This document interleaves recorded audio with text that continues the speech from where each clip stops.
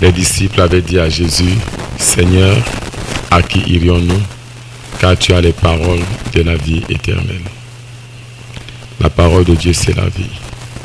Jean 6, 63. Cette parole sortira de ta direction avec puissance ce soir.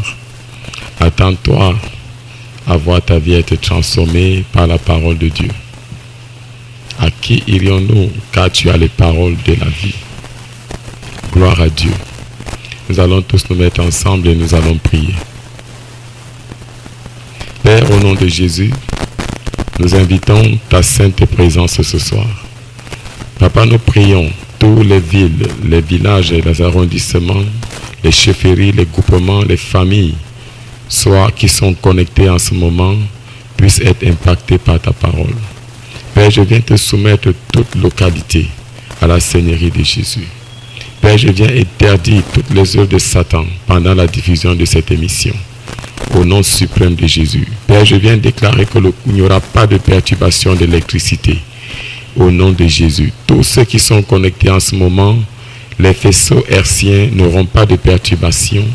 La radio de chacun sera connectée et que chacun puisse recevoir quelque chose de spécial.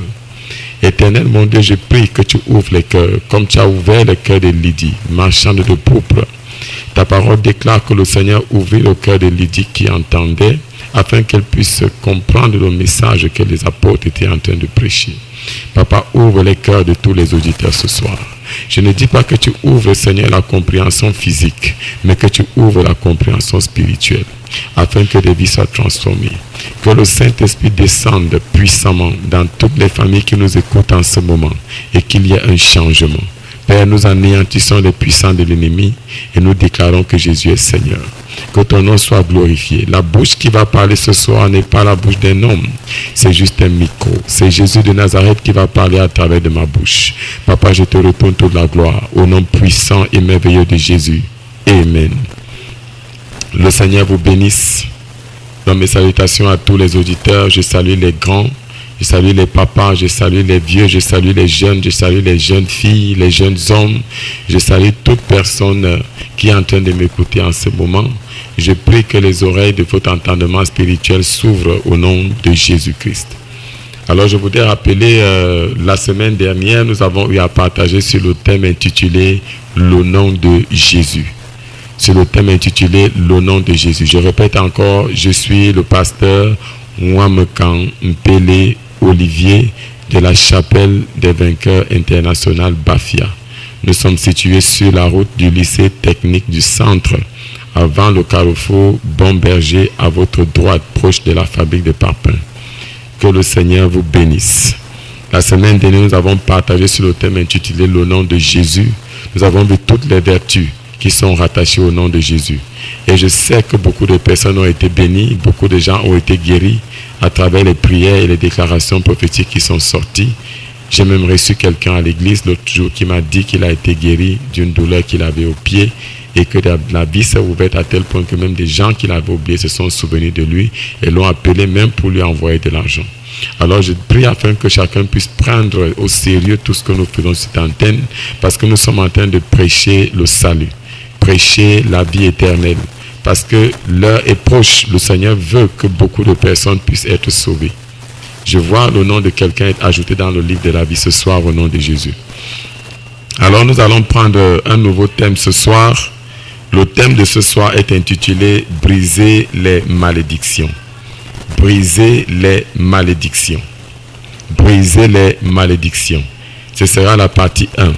Ça sera une série d'enseignements que nous allons partager pendant, je crois, 2-3 semaines, peut-être un mois, selon que le Seigneur va nous conduire sur l'inspiration du Saint-Esprit. Nous prendrons notre texte de base. Nous avons 2 passages de base ce soir. Nous avons Proverbes chapitre 26, le verset 2. La Bible dit « Comme l'oiseau s'échappe, comme l'hirondelle s'envole, ainsi la malédiction sans cause n'a point d'effet. » Je répète, comme l'oiseau s'échappe, comme l'hirondelle s'envole, ainsi la malédiction sans cause n'a point d'effet. Alors, à la lumière de ce passage, nous comprenons que chaque malédiction a une origine. Chaque malédiction a une origine, chaque malédiction a une cause. Nous avons maintenant Deutéronome chapitre 28, le verset 15 à 18, qui va un peu plus en profondeur. Deutéronome 28, le verset 15 au verset 18. La Bible dit, « Mais si tu n'obéis point à la voix de l'Éternel ton Dieu, si tu n'observes pas et ne mets pas en pratique tous ces commandements et toutes ces lois que je te prescris aujourd'hui, voici toutes les malédictions qui viendront sur toi et qui seront ton partage. Tu seras maudit dans la ville, tu seras maudit dans les champs, ta corbeille et ta hutte seront maudites, le fruit des entrailles, de tes entrailles, le fruit de ton sol, les portées de ton gros et de ton menu bétail, toutes ces choses seront maudites. » Donc, quand nous lisons ce deuxième passage, nous voyons déjà une des origines de malédiction, ou encore une des causes de malédiction. Le désir de Dieu en ce soir, c'est que toute malédiction qui sévit sur la vie d'une personne dans cette ville soit brisée au nom de Jésus. On a vu dans le livre des Nombres, chapitre 23, le verset 10 au verset 25, comment Balak a appelé Balaam pour maudire le peuple d'Israël. Alléluia. Donc nous comprenons qu'il n'y a pas de malédiction sans cause, il n'y a pas de malédiction sans origine. Mais la bonne nouvelle est que lorsque nous venons à Jésus, les malédictions sont brisées. Dans Nombre 23, le verset 23, la Bible déclare que l'enchantement ne peut rien contre Israël, ni la divination contre Jacob. Autant marqué, il sera dit à Jacob et à Israël, quelle est l'œuvre de Dieu. Ça, c'est Balaam qui s'était adressé ainsi à Balak, pour lui faire comprendre que parce que Israël était le peuple de Dieu, il était impossible qu'une malédiction puisse tomber sur eux. Alléluia. Alors, essayons de définir d'abord ce que c'est qu'une malédiction. Essayons de définir ce que c'est qu'une malédiction. Les malédictions sont des paroles méchantes déclarées contre une personne ou une communauté, accompagnées d'esprits démoniaques ayant pour mission de les accomplir. Les malédictions, ce sont des paroles méchantes déclarées contre une personne ou une communauté, accompagnées d'esprits démoniaques avec la mission de les accomplir. Voilà ce que c'est qu'une malédiction. Mais pour qu'une malédiction puisse avoir de l'effet, il faut qu'il y ait une cause. Pour qu'une malédiction puisse avoir de l'effet, il faut qu'il y ait une cause. Le diable est l'agent exécutant des malédictions. Mais pour qu'il puisse exécuter une malédiction, ou pour que les démons puissent veiller à l'accomplissement d'une malédiction, il faut qu'il y ait une cause. Nous voyons par exemple des gens qui font des études, mais qui n'arrivent pas à trouver du travail. Même quand tu déposes un dossier quelque part, après ton dossier est oublié. Parfois tu réussis à un concours, mais à la dernière minute, ton nom disparaît dans la liste.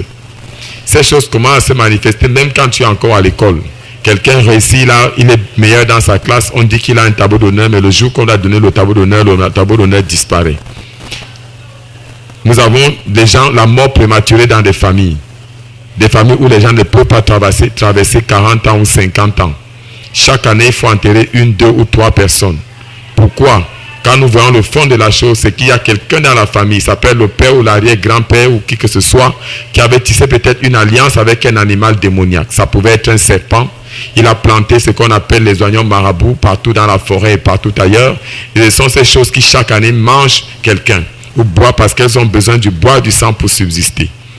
Alléluia. Donc ce soir, toute personne qui gît sous une malédiction recevra sa délivrance au nom de Jésus-Christ. Nous avons la folie qui sévit dans des familles. Vous avez des familles où il y a la folie qui sévit. Il y a 1, 2, 3 ou 4 fous. Les malédictions des vols, les maladies héréditaires, des choses comme la drépanocytose, des maladies bizarres qui poursuivent le sang. Parce que chaque malédiction marche avec le sang.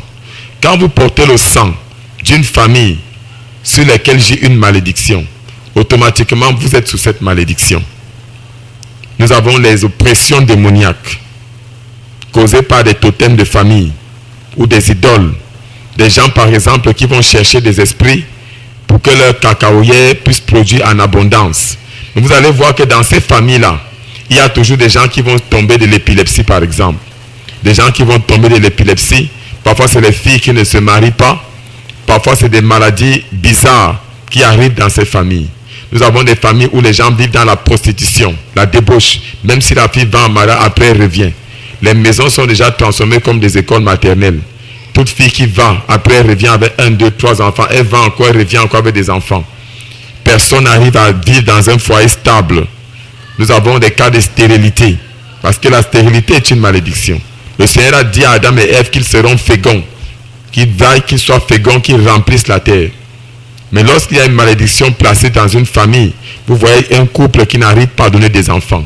Malgré tout ce que la science peut dire, si nous nous référons aux Saintes Écritures, la stérilité est une malédiction. Et c'est possible qu'elle soit brisée par le nom de Jésus-Christ. Nous avons les addictions, la drogue, la cigarette, l'alcool. Nous avons des familles où tout le monde est voleur, des familles où les gens sont drogués. L'arrière-grand-père buvait, le grand-père buvait, le père aussi boit. Les enfants ont encore là de 5 ans, 6 ans, ils commencent déjà à consommer l'alcool. Tandis que je suis en train de parler, j'ai la ferme assurance qu'il y a beaucoup de gens qui m'écoutent en ce moment. Ma prière, ce n'est pas que tu contestes le message de ce soir, mais c'est que tu puisses ouvrir ton cœur, parce que c'est une clé, c'est un message qui va t'aider, afin que tu sortes des problèmes par lesquels tu traverses. Alléluia. Le sang de Jésus est au contrôle, la présence de Dieu est là, et je sais que le Saint-Esprit est en train de nous rendre ministère. Alors, au son de ma voix ce soir, toute personne qui se reconnaît impliquée dans ce genre de souffrance, aujourd'hui est arrivée l'heure de ta délivrance. Au nom suprême de Jésus-Christ. Alors, parlons des agents de malédiction. Nous serons étonnés d'écouter tout ce que vous allez entendre, tout ce que vous allez étonner d'entendre des choses extraordinaires. Premier agent de malédiction, il y a Dieu. Oui, nous pouvons citer des agents de malédiction tels que Dieu. Il y a le diable, il y a aussi les parents. Pendant tous ces mois, pendant ces 2, 3, 4 semaines, nous allons étudier les agents de malédiction, donner les clés pour en sortir. Donc nous allons parler de Dieu premièrement. Comprenons que Dieu bénit, mais Dieu aussi maudit. Ce n'est pas que Dieu veut la destruction de l'homme, mais sa parole dit dans Hébreux 4, le verset 12, que sa parole est une épée à double tranchant. D'un côté, sa parole fait du bien, mais pour une fois que quelqu'un se met au contraire de sa parole, il se retrouve dans un problème. Ce n'est pas Dieu qui est engagé à vous maudire ou à vous faire du mal, mais c'est parce que Satan connaît la parole de Dieu. Il connaît la parole de Dieu. Jean 10, le verset 10, la Bible déclare que l'ennemi vient pour égorger, voler et détruire. C'est exactement cela sa mission. Alléluia. Donc nous allons citer beaucoup de choses que les gens pratiquent, que les gens font, qui les amènent à être sous la malédiction de Dieu. Et nous allons trouver comment en sortir. Je veux que tu comprennes ce soir que le monde spirituel opère par des lois. Dieu a établi des lois sur lesquelles nous sommes tous soumis. Pendant que je suis en train de donner ces messages, certaines personnes vont dire non, il y a la grâce. Oui, la grâce de Dieu abonde, c'est vrai. Mais ça n'exclut pas la véracité de la parole de Dieu. La grâce intervient lorsque nous venons à Jésus. Mais quand nous ne sommes pas encore à Jésus-Christ, ces choses s'accomplissent dans la vie des gens. Toute personne qui pratique la magie, la sorcellerie, l'idolâtrie, le ritualisme, l'exotérisme est sous une alliance avec le diable et par conséquent est sous la malédiction. Exode chapitre 20, le verset 3 au verset 6. La Bible nous dit ceci: tu n'auras pas d'autre Dieu devant ma face. Tu ne te feras point d'image taillée, ni de représentation quelconque, des choses qui sont en haut dans les cieux, qui sont en bas sur la terre, qui sont dans les eaux plus bas que la terre. Tu ne te prosterneras point devant elles, tu ne les serviras point. Car moi, l'Éternel, ton Dieu, je suis un Dieu jaloux. Je punis l'iniquité des pères sur les enfants jusqu'à la 3e et la 4e génération de ceux qui me haïssent, et qui fait miséricorde jusqu'à 1000 générations à ceux qui m'aiment et qui gardent mes commandements. Donc, quand tu pratiques la magie, quand tu pratiques la sorcellerie, quand tu fréquentes les marabouts, l'exotérisme, l'adhésion à des sectes pernicieuses, tu te mets directement sous une malédiction. Dans Exode 22, le verset 18, la Bible déclare que tu ne laisseras point vivre la magicienne au milieu de nous. Regardons la vie des gens qui pratiquent la sorcellerie. Il n'y a rien à envier sur leur vie. Lorsqu'ils partent, ils ne laissent que des dégâts derrière eux. Des enfants épileptiques, des enfants avec des maladies incurables, des enfants qui ne travaillent pas, des enfants qui ne se marient pas, des enfants qui vivent dans une misère totale. Pourquoi? Parce que papa avait tissé des alliances avec le diable. On ne gagne rien à servir Satan. Satan n'a jamais fait du bien à personne. Tout ce qu'il connaît, c'est égorger, voler et détruire. Les gens qui pratiquent la magie. Dans le livre des Actes des Apôtres, chapitre 19, le verset 19, La Bible nous déclare que lorsque les apôtres ont énoncé l'évangile, qu'est-ce que la Bible déclare? Quand Paul avait fini d'annoncer l'évangile, elle déclare que quoi? Tous ceux qui avaient exercé dans les arts magiques ont apporté leurs livres, on les a brûlés. Et cela a été valu à des milliers de cycles d'argent. Parce qu'ils avaient compris qu'en détenant ces objets, ils se mettaient automatiquement sous une malédiction. Si tu détiens des objets de magie ou de sorcellerie chez toi, ça peut être des statues, ça peut être des amulettes, ça peut être des objets qui ont trait au mysticisme. Lorsque vous tenez ces choses chez vous, c'est une porte d'entrée aux mauvais esprits qui vont s'arranger à appliquer une malédiction sur vous. C'est la raison pour laquelle beaucoup de gens vivent dans une confusion totale. Dans Lévitique chapitre 20, le verset 6, la Bible déclare: si quelqu'un s'adresse aux morts, aux esprits des morts, pour se prostituer avec eux, je tournerai ma face contre cet homme, je le retrancherai du milieu de son peuple. Donc lorsque tu pratiques l'occulte des morts, l'occulte des crânes, tu adores les morts, tu adores les tombeaux, tu te places sous une malédiction. Les gens qui adorent les crânes, les gens qui font faire des invocations sur des tombes, lorsqu'ils vont livrer un match de football, ils vont faire des invocations sur les tombes parce qu'ils désirent quelque chose de particulier. Les gens qui pratiquent ce qu'on appelle chez les Bafias l'Iroumé ou encore le Mangbata chez les Sanaga ou le Mbaka chez les Bafias, c'est les Yambasa. Tous ces gens qui pratiquent ce genre de choses se mettent sous une malédiction. Je vais te dire, le sang de Jésus a coulé pour tous les hommes. Tu n'as pas besoin de pratiquer des rites. Tu n'as pas besoin d'invoquer les esprits de ces ancêtres qui sont morts, comme nos frères qui sont du côté de l'Ouest. Chaque année, chaque mois, chaque semaine, ils font des voyages à l'Ouest pour aller adorer les crânes. Mais c'est l'un des peuples qui connaît le plus grand nombre de morts chaque année. Ils font beaucoup d'accidents. Dans des familles, les gens tissent des alliances avec des serpents qui vont après manger les enfants, manger les grossesses. Ce sont des malédictions. Ce sont des choses qui placent l'homme en abomination devant Dieu. Les gens qui invoquent les esprits des morts, ils disent allons invoquer le père qui était décédé. Oh, mon père est apparu dans ma nuit, m'a dit ceci, m'a dit cela. Ce n'est pas ton père, c'est un démon qui prend le visage de ton père pour te faire croire que ces traditions sont vraies. Le diable est un rusé et c'est un menteur. Le jour que tu prendras la décision d'abandonner ces choses, tu auras des lendemains meilleurs. Le diable opère toujours par la peur.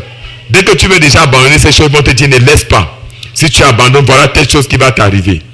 Parce qu'ils savent que toutes les fois que tu vas au village, tu vas apporter des cadeaux, la nourriture, les riz, les sacs de sel et toutes ces choses, disant que tu as de nourrir les ancêtres. Et pourtant, quand tu passes, c'est eux qui vont bénéficier de ces choses-là. Ma prière, c'est que tu sois libéré au nom de Jésus. Je voudrais encore ajouter ceci. Tu peux dire que tu es enfant de Dieu, que tu ne fais pas faire ces choses-là. Mais si tu envoies l'argent, l'argent est un lien, ça te place déjà sous la malédiction. Ne participe pas à ces choses. La Bible déclare que si vous participez à ces choses, cela sera pour vous un piège. Ton père t'a fait successeur, il t'a donné une chaise, tu es venu mettre chez toi. Il t'a donné un bâton, il t'a donné des écorces, il t'a donné une peau, il t'a donné un chapeau. Ces chapeaux est un lien, ça te connecte aux esprits de la mort. Lorsque tu crois à ces choses, tu deviens un idolâtre, un adorateur de l'esprit de la mort. Derrière chaque idolâtrie, derrière chaque idole sur laquelle tu te prosternes, tu dois comprendre qu'il y a un démon. C'est le démon qui te fait croire qu'il y a une puissance derrière. Une idole n'a aucune puissance. Une idole n'a aucune force. Si quelqu'un qui était mort n'avait pas de puissance, quelqu'un qui était vivant n'avait pas de puissance, ce n'est pas lorsqu'il est mort qu'il va devenir puissant. Je prie que tu sortes de ces influences au nom puissant de Jésus-Christ. Ne te prosterne plus devant tes statues. Tu n'auras besoin de mettre une amulette quelconque sur ton cou pour te protéger. J'ai remarqué dans la ville beaucoup de gens qui portent des cordes sur les coups, sur les pieds, disant que non, quand je mets ça, je n'ai plus mal. Ça enlève la douleur. C'est une forme d'idolâtrie. Jésus-Christ est le plus grand de tous les médecins. Si tu ne crois pas à la puissance de Dieu pour te guérir, va à l'hôpital. Ne te confie pas à ces choses. Lorsque tu les fais, tu te mets sous une malédiction. Je voudrais parler aussi aux gens qui utilisent des charmes. Tu utilises des charmes pour charmer ton mari ou bien pour charmer la femme. Tu vas rencontrer des marabouts, ils te donnent des choses que tu vas mettre sur les yeux ou bien tu vas mettre un parfum pour séduire. Tu vas mettre ça dans la nourriture. Tu te places déjà sous une malédiction. Le Seigneur dit que tu ne laisseras pas la malédiction vivre au milieu de toi. Dieu hait les gens qui pratiquent ces choses. Alléluia. Dieu hait l'idolâtrie. Les gens qui adorent les esprits de Mami Wata, les papas Wata, les animaux, les bêtes maléfiques. Il y a des familles où les gens ont les serpents. Les oignons marabouts que vous avez à la maison, ce sont des serpents. Ceux qui pratiquent ces choses, ils m'entendent et ils savent que ce que je dis est vrai. Il y a des moments où il faut aller verser la bière dessus, où il faut aller casser des œufs dessus, où il faut aller égorger les poulets et verser du sang. Tu es en train de nourrir un serpent. Quand toi qui m'écoutes là, quand je suis en train de parler, lorsque tu mourras, qu'est-ce que tu vas laisser comme héritage à tes enfants? Ça fait des années que je suis ici. Je ne fais que passer le temps à délivrer les enfants que vous avez laissés avec ces choses. Pas de travail dans la famille. Pas de mal à la famille. Lorsque quelqu'un veut émerger, il meurt. Parce que le serpent est là pour détruire. Je connais une famille où chaque année, depuis que je suis, j'ai enterré au moins 3 à 4 personnes. À cause de ces choses. Ceux qui ont accepté Jésus dans cette famille sont aujourd'hui libres. Parce qu'ils ont confessé Jésus-Christ et ils sont sortis de cette malédiction. Les gens qui adorent les Ngambi, ils sont sous une malédiction. Les gens qui font faire des rites dans les forêts, la danse des jumeaux, ils se mettent des tatouages, ils vous disent que c'est simplement de la culture. Mais pourquoi est-ce qu'après cela, les jumeaux commencent à faire apparaître des serpents? Pourquoi est-ce qu'après cela, les jumeaux commencent à avoir des pouvoirs? Parce qu'on les a initiés dans quelque chose de diabolique. On a placé des démons sur eux qui leur donnent ces pouvoirs pour commencer à nuire les gens. Ma prière, c'est que tu sortes de cela au nom de Jésus. Je vous dis, le diable est un menteur. N'ayez pas peur. Jésus-Christ est Seigneur. Le temps où le réveil entre dans la ville de Bafia est enfin arrivé. Toute famille qui est placée sous une malédiction, qui est sous une alliance avec le diable, je déclare la délivrance ce soir au nom puissant de Jésus. On n'enterrera plus les gens dans ta famille au nom puissant de Jésus-Christ. Les gens qui consultaient les charlatans, les marabouts, les voyants. Je vais te rappeler que le roi Saoul était allé consulter une voyante et Dieu lui a dit tu vas mourir. Parce qu'il était allé consulter une voyante. Elle a invoqué l'esprit de Samuel. À cause de cela, Saoul est mort, lui et son fils Jonathan, ainsi que toute sa famille. Ça n'arrivera plus chez vous au nom de Jésus. Dans 1 Chronique chapitre 10, le verset 13, la Bible déclare que quoi? Saoul mourut parce qu'il se rendit coupable d'infidélité envers l'Éternel, dont il n'observa point la parole, et parce qu'il interrogea et consulta ceux qui évoquent les morts. Les gens qui font des rites tels que l'Ompaka, les gens qui adhèrent dans des sectes sataniques. Aujourd'hui, nous voyons la ville, les jeunes qui sont dans les histoires de vivre heureux, mourir jeunes, les jeunes qui ont les porte-monnaies magiques, nos jeunes enfants qui vont à l'école, ils invoquent l'argent, ils font des choses bizarres. Dernièrement, je me suis retrouvé dans un quartier de cette ville. J'étais allé annoncer l'évangile, j'ai trouvé un jeune homme qui était devenu complètement fou. Il s'appelait Eroumé. J'ai dû faire la délivrance de ce jeune homme parce qu'il était entré dans ces choses, il avait du porte-monnaie magique. Et il m'a fait des confessions, des choses bizarres.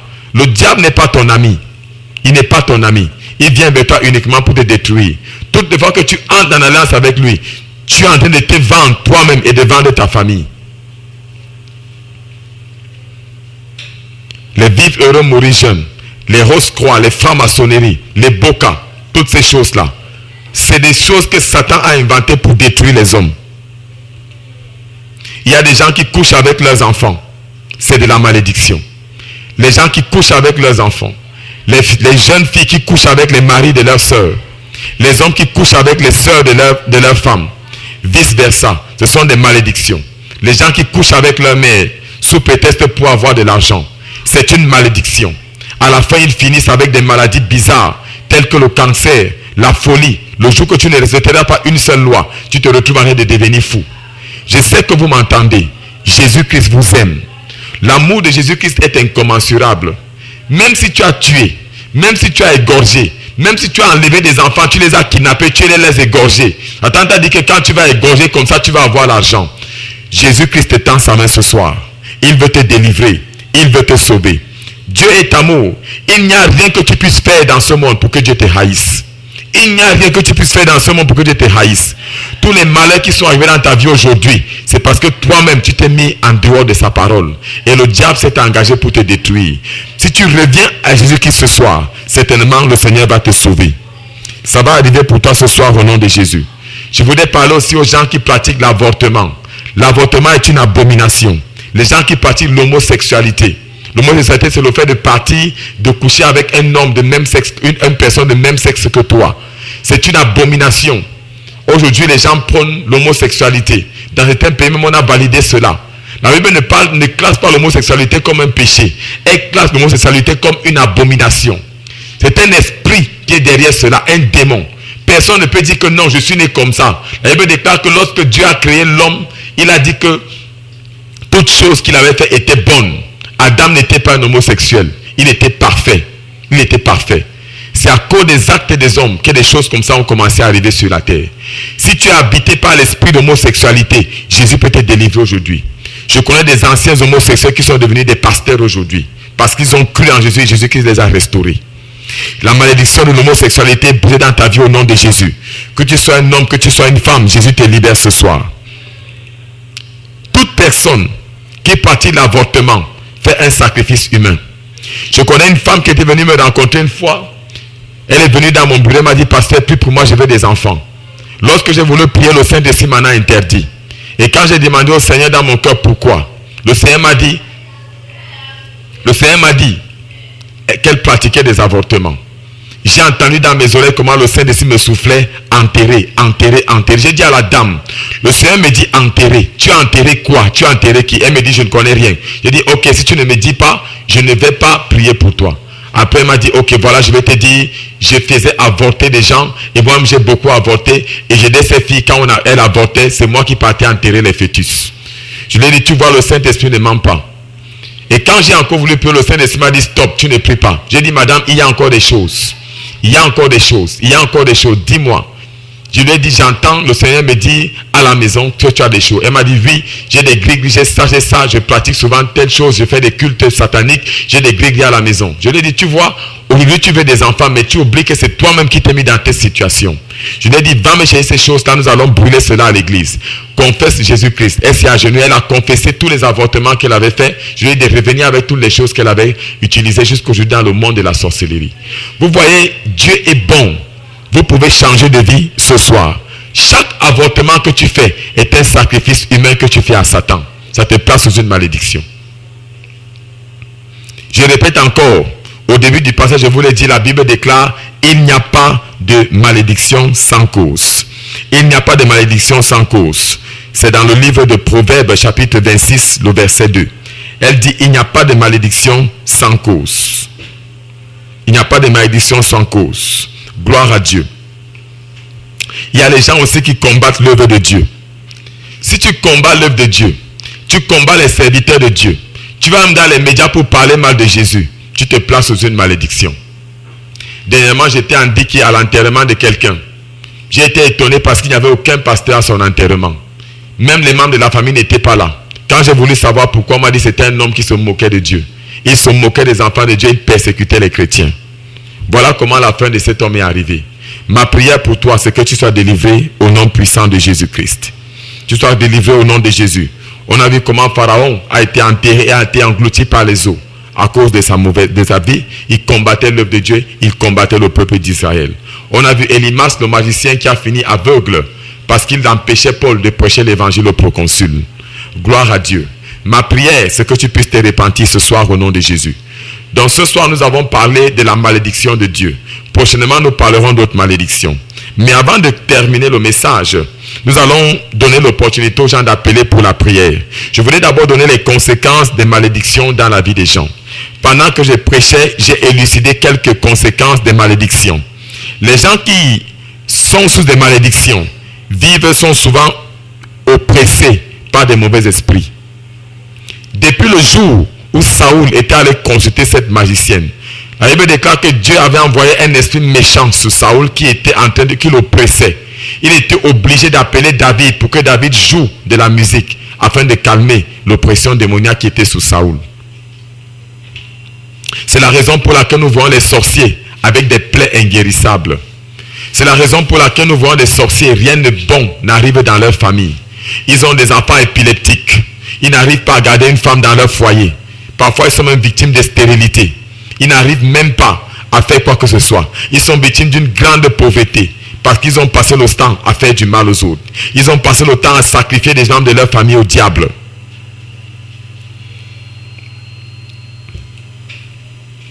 Les conséquences de la stérilité. Les conséquences encore des malédictions, nous parlons de la stérilité. Les fausses couches. Des gens qui sont en alliance avec des serpents qu'ils ont mis dans les WC. Vous allez vous rendre compte que dans ces familles, chaque année, il y aura au moins une fausse couche. Ou alors c'est un enfant qui va perdre la vie. Pourquoi? à cause des malédictions. Nous avons l'échec, la malchance. Rien de bon n'arrive. Des gens qui sont constamment sous l'échec. Tout ce qu'ils font échoue. Pas moyen de se marier. Même quand tu te maries, tu retournes à la maison. Parce qu'il y a d'autres qui sont mariés à des esprits. Ça s'appelle les mamies Wata, ça s'appelle les papas Wata. Cela se manifeste comment? Par des couches de nuit. Tu rêves tout le temps qu'on te poursuit la nuit. Tu rêves tout le temps que tu as des rapports sexuels avec des esprits. Des gens que tu ne vois pas le visage, mais ils te couchent, tu te lèves le matin, tu te rends compte que tu as eu une érection, que tu as eu des flux, comme quelqu'un qui a eu des rapports physiques. Parce que tu es marié à un esprit. Chaque fois qu'un homme s'intéresse à toi, quelque temps après, il part, parce que cet esprit le chasse. Une femme a témoigné une fois qu'elle a eu une relation avec un monsieur qui avait des tatouages de sirènes sur son épaule. Et elle a rêvé un jour que ces sirènes étaient venues la tabasser dans ses rêves. Elle était obligée de quitter cet homme. Parce que cet homme était lié à des esprits marins. Si ça te concerne, aujourd'hui, le Seigneur te délivre. Au nom puissant de Jésus-Christ. Au nom puissant de Jésus. Nous avons les maladies héréditaires. Nous avons la pauvreté et toutes ces choses. Alléluia. Lorsque vous venez à Jésus-Christ, il peut vous libérer. Alors, avant de conclure, comment est-ce que nous pouvons sortir des malédictions? Nous avons lu dans Exode 20, le verset 1 à 2, à 3 même. Il a dit qu'il punit l'iniquité des pères jusqu'à la 3e et même la 4e génération. Ça veut dire que les malédictions vont jusqu'à 4 générations. Mais quand vous venez à Jésus, qu'importe le niveau de génération où vous vous trouvez, Jésus-Christ vous délivre. Les gens souffrent à cause des fautes que les parents ont commises. Dans Ézéchiel 18, le verset 1 au verset 2, il dit: les parents ont mangé les raisins verts, mais les dents des enfants ont été agacées. Mais il dit on ne dira plus ce proverbe en Israël, parce que moi l'Éternel, j'ai puni l'iniquité. Chacun désormais sera responsable de ses propres fautes. Et ce qu'il a eu déclaré dans Ézéchiel 18, le verset 1 au verset 2. Alléluia. Alors, lorsque vous venez à Jésus, par le biais de la repentance, vos péchés sont pardonnés. Les péchés, les réclamations même des parents sont pardonnés. Vous êtes sanctifiés et vous êtes justifiés. Je parle bien quand vous venez à Jésus par le biais de la repentance. La confession n'est pas la repentance. La confession ne donne pas le salut. Les gens vont confesser leurs péchés chaque jour, mais ils retournent commettre les mêmes bêtises. Alléluia. Mais lorsque tu te répands, tu confesses ton péché, tu l'abandonnes, tu prends la résolution de ne plus faire ces choses, Jésus-Christ est engagé à te pardonner. Dans Galates chapitre 3, le verset 13 au verset 14, la Bible déclare que Jésus-Christ s'est fait malédiction à notre place, afin que la bénédiction d'Abraham eut les mêmes effets sur nous les païens. Il a porté toutes les malédictions sur la croix, il est parti les crucifier. Donc tu n'as pas besoin de faire l'ombaka pour que la mort prématurée sorte de ta famille. Tu n'as pas besoin de faire, je ne sais pas, l'iroumé pour que tu puisses prospérer. On prend les ossements humains, on tapote comme ça, on dit voilà tu vas devenir prospère, mais tu oublies que derrière les ossements humains qu'on tape là, ce sont les ossements d'un enfant de 10 ans, tu vas seulement encore vivre 10 ans. C'est comme ça qu'on arrête ton nombre de jours sur la terre. Aujourd'hui, Jésus-Christ te sort de cela. Quiconque a pratiqué l'iroumé dans cette famille, tu m'entends, je déclare la délivrance au nom puissant de Jésus. Je déclare la délivrance au nom puissant de Jésus. Jésus-Christ s'est fait malédiction à notre place. Il s'est fait malédiction à notre place. Dans Jean 3, le verset 16, la Bible déclare: Dieu a tant aimé le monde qu'il a donné son Fils unique, afin que quiconque croit en lui ne périsse point, mais qu'il ait la vie éternelle. Alors si tu viens à Jésus, non seulement tu seras libre des malédictions, mais aussi tu auras la vie éternelle. Gloire à Dieu. Tu dois demander pardon au Seigneur ce soir. Tu vas t'engager pour la repentance, décider d'abandonner ces choses et le Seigneur va te libérer. Colossiens chapitre 2, le verset 14 à 15. Il a effacé l'acte dont les ordonnances nous condamnaient et qui subsistaient contre nous. Il l'a détruit en nous clouant à la croix. Il a dépouillé les dominations, les autorités, les a livrés publiquement en spectacle en triomphant d'être à la croix. Toute personne ici qui est sous une malédiction de famille, je commande ta délivrance au nom de Jésus. Toute personne ici qui est sous une malédiction du village, je déclare la délivrance au nom de Jésus.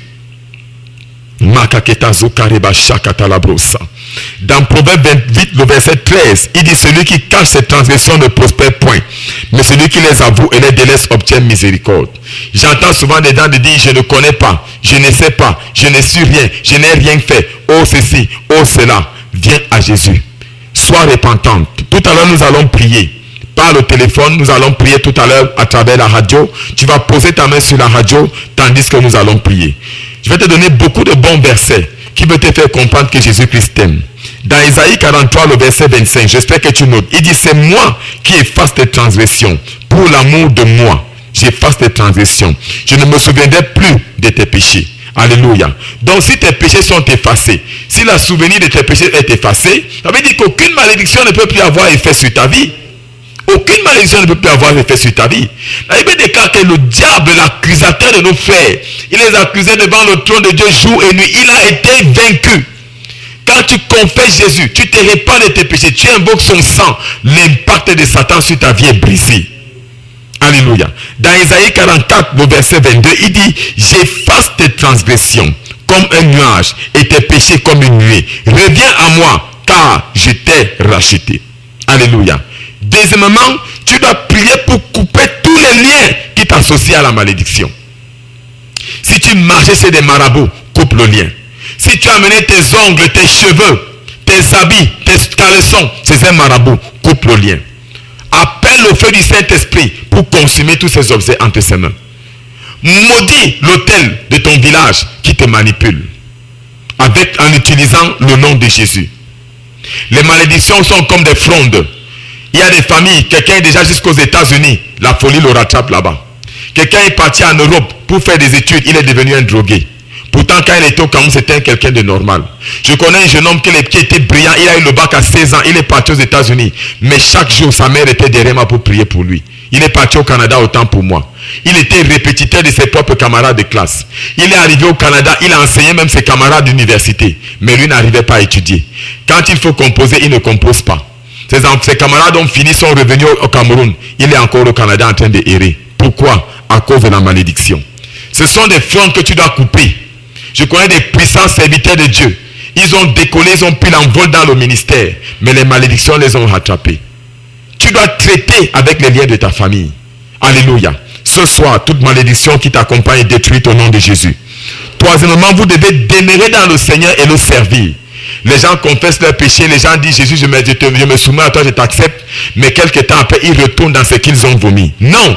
Dans Luc 11, le verset 21 à 22, il dit que quoi? Lorsqu'un démon est chassé, lorsque l'esprit qui a porté la malédiction dans ta vie est chassé, il s'en va errer, ne trouvant pas où habiter. Il dit: je vais retourner dans la première demeure.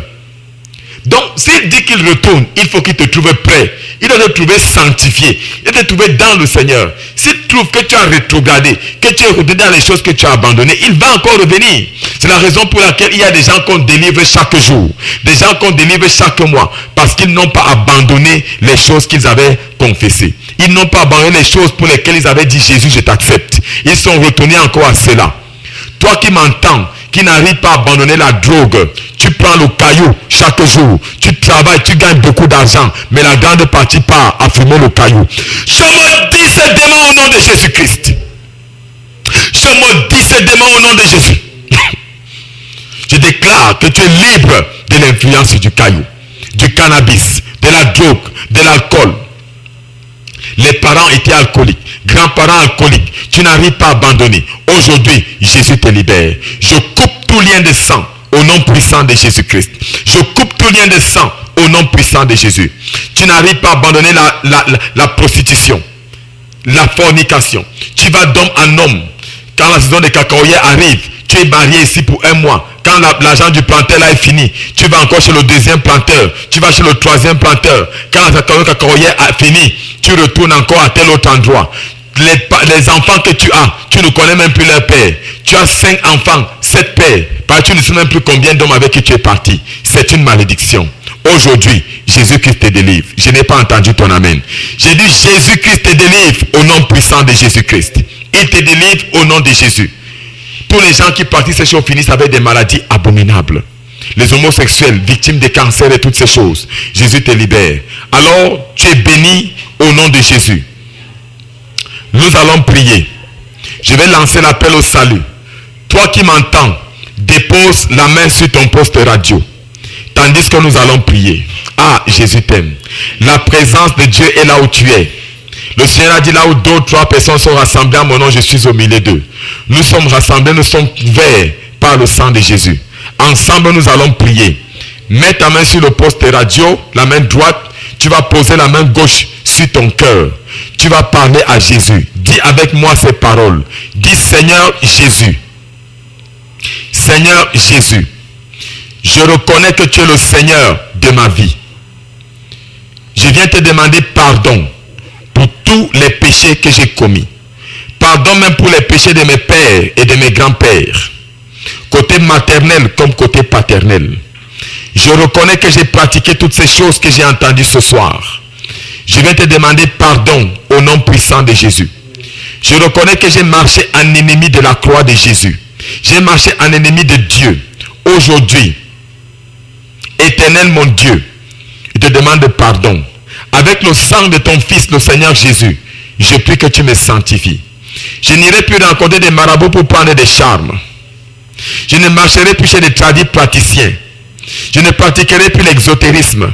Je n'invoquerai plus les esprits pour avoir de l'argent.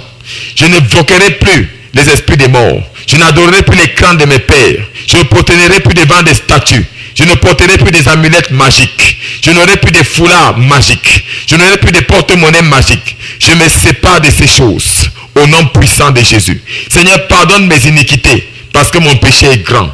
Je suis la personne la plus souillée de Bafia ce soir. Je viens reconnaître mes péchés d'une manière humble. Seigneur, pardonne. Seigneur, justifie-moi. Seigneur, sanctifie-moi. Je me répands au-devant de toi et je pleure. Je dépose les larmes. Je demande pardon.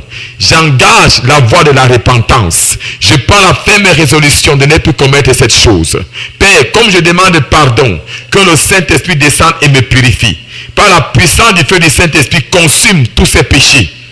Et que ma liberté soit confirmée. Merci de m'avoir sauvé. Au nom de Jésus. Amen. Garde la main sur ton poste radio. Maintenant, je vais prier pour toi. Je maudis les forces maléfiques qui t'ont maintenu captif.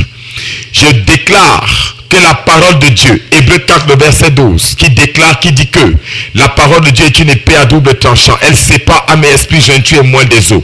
J'utilise l'épée de la parole de Dieu. Je te sépare des puissances démoniaques en mission sur ta vie. Je coupe les liens de la malédiction sur ta vie. Au nom de Jésus. Maintenant, je maudis le démon de l'épilepsie. Je le chasse de ta vie. Je maudis toute maladie incurable sur ta vie au nom de Jésus. Le sang que tu portes dans tes veines est transformé en sang de Jésus. Les anticorps que tu portes sont transformés en anticorps divins. Au nom puissant de Jésus. Toute malchance basée sur ta vie est brisée. Le tombe, la folie, les pertes de mémoire sont chassées de ta vie au nom puissant de Jésus. Toute personne victime du cancer, victime du sida, victime de l'hépatite, de la drépanocytose, je commande ta délivrance au nom de Jésus. Le prochain test sanguin que tu feras sortira négatif. Au nom puissant de Jésus, j'ordonne ta délivrance. Les animaux maléfiques qui te poursuivent dans les rêves sont maudits au nom de Jésus. Le serpent qui vient te coucher quand tu dors, ce sorcier qui cache son visage pour te coucher, je le maudis au nom de Jésus. Je commande ta liberté. Je plonge toute personne qui a prié avec moi dans le sang de Jésus. Je commande votre délivrance. Tu m'entends? Tu as un enfant qui est né. Ça fait des mois, ça fait des années, il n'a jamais marché. Aujourd'hui, je déclare que cette malédiction est brisée. Tout esprit démoniaque, l'esprit des serpents qui empêche que ton enfant marche, est maudit au nom de Jésus. Je commande qu'il marche. Une femme est venue me voir avec son enfant au bureau, il ne marchait pas, ça faisait déjà 3 ans qu'il était là, il ne marchait pas. Nous avons prié, on a maudit cet esprit et le lendemain, il a trouvé un serpent mort devant sa porte et l'enfant a commencé à marcher. C'est ton cas. Aujourd'hui, le Seigneur te délivre. Au nom puissant de Jésus, toutes les malédictions de famille sont brisées. Le Seigneur retire ces malédictions. Il déclare que tu es libre. Dans le nom puissant de Jésus, nous avons prié. Amen. Acclame très fort pour le Seigneur. Jésus, tu es béni. Tu es libre. Je sais que tu te sens léger. Tu te sens fort pour prendre un nouveau départ avec le Seigneur. Alors,